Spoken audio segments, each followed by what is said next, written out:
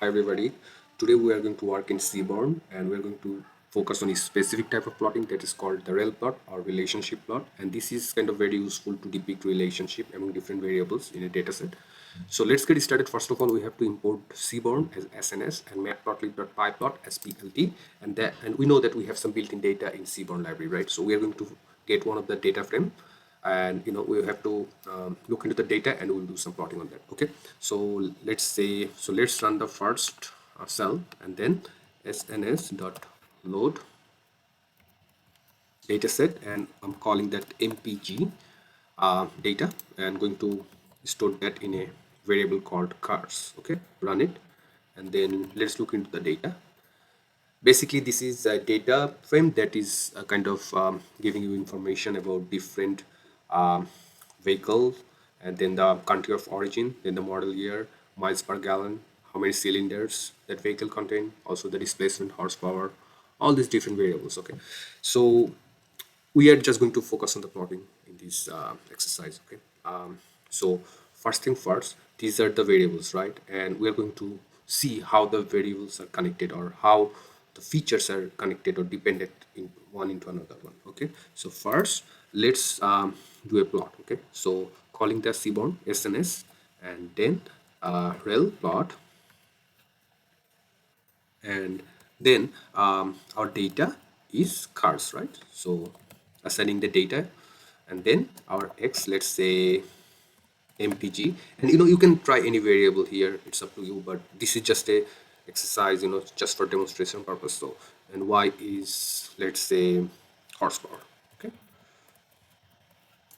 okay, and then just run it, and here it is. This is our first relationship plot, or rel plot. And basically what we understand from this plot is our y-axis is horsepower, right? And the x-axis is miles per gallon. So basically you see, like, the higher the horsepower, the lower the mileage, and this is kind of, there is a trend there. So if you want to get more mileage, then the horsepower will be low. Okay, so that's what the data is saying, but just try to interpret the data, and then we can do some more things with this plot. So copy this and paste it here. Let's say you don't like the color and the marker, so you want to change it. Okay, so let's say color is red and marker is, let's say, plus, and also you want to increase the size a bit of the dots. Okay, so run it. Okay, so here it is. Okay, so you wanted to have a color red, you wanted to get the marker is plus, and then just intensify the points a bit. Okay, so this is the first thing. Then we can, the next step, what we can do is we can differentiate, or this all this data here, they belong to different cylinders, right? Like, they have different cylinders, right? And we can have a who with this different cylinder. So let's say who is cylinders. Okay, and then have a plot. Okay, I think maybe the spelling is not right. Let's put it again. So cylinders, cylinders. Okay, so we got a new plot here. And what does this plot say? Okay, you see, like, all these data points now you can identify with number of cylinders. So basically these higher horsepower vehicles, they have 8 cylinder, and then as you get more mileage, the cylinder number of cylinder is basically 3, 4, or 5. Okay, so now if you do not like the color, or you want to play with the color a bit, you can just call palette is, let's say, tip. Okay, and then run it.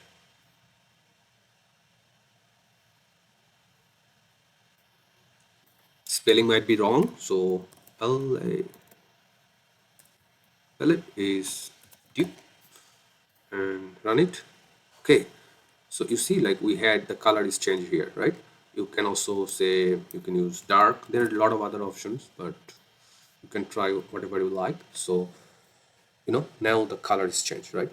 But how about we do not see some of the points that are kind of masked, right, and laying on top of each other? So in that case, what we can do is there is a parameter called which is the transparency.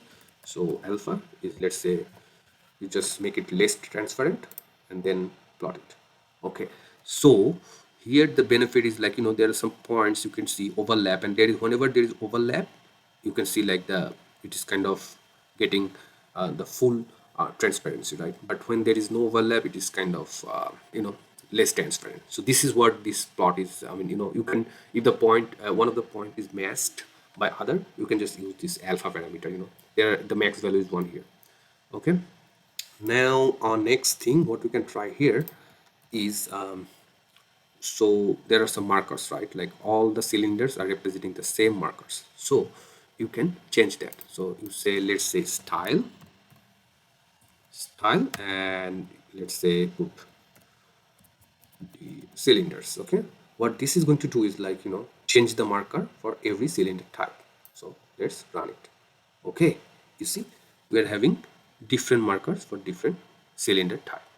Okay, and you can also do one thing, that is you can make this plot bigger or smaller.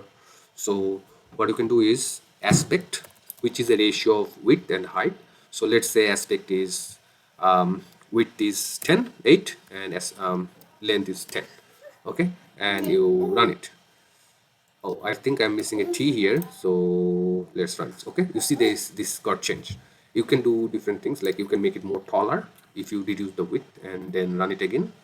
You see, or you can make it wider. It's a 9 and run it. Okay, so I think you can make it even wider if you want. So 20 and run it. Okay, here it is. So you can change the size of this plot. Okay. Next thing, we can have different background. So let's copy and paste. Okay, so here what you can do is sns dot set, and then style. In the style you say dark grid. Okay, dark grid. Okay, and then you run all the cells. So this is what this is going to do. Okay, all the cells.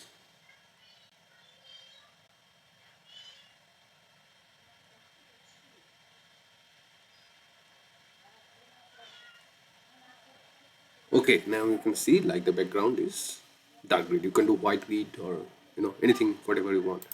Okay, so let's next do a different thing. We call, so there is a parameter in the column. You say country of origin. So origin. Okay, so this is another way to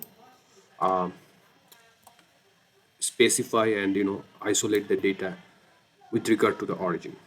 Okay, so here it is. So what this column will do, it previously it was like all the origin data was here in the same plot, but now it just separated the data. So origin is US, and this data belongs to here, then Japan, then Europe. And one thing you can see is like 8 cylinder, this is basically falling to the vehicles manufactured by the US. Okay, you don't see anything in the Japan or Europe. They are mostly 3 4 and 5, so basically 3 4 and 5 cylinder data. Europe got some 3 cylinder, sorry, Japan got some 3 cylinder, and Europe got some green, which is the 5 cylinder. So you have separated the data using this column. Okay, so from this plot where we had 3 different columns represented: horsepower, miles per gallon, and cylinder. The next one, we have now added another feature, which is the column, and which is just the origin. We have separated the data with respect to the origin. Okay, next we can do one more thing, that is copying all these, and then in the column we had the origin, right? Now in the row, what you can say, row is let's say let's look into the data row. We can say origin. Okay, not the origin, sorry, the model year. Okay, so let's say row is model year. Okay, and then run the data. It's going to take a couple of seconds, because I know that there are like 12 model years, different model years, and just taking a bit of time. Okay, here it is.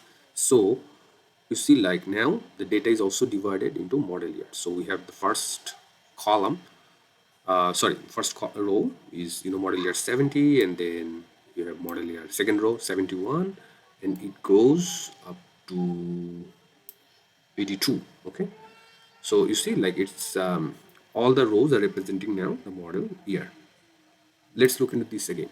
So we have the column, which is the origin, right? So the data is now divided into two, column and rows. So column is origin, which is US, Japan, and Europe. And then row, we have model year, and that is from 70. The span is from 70 to 82.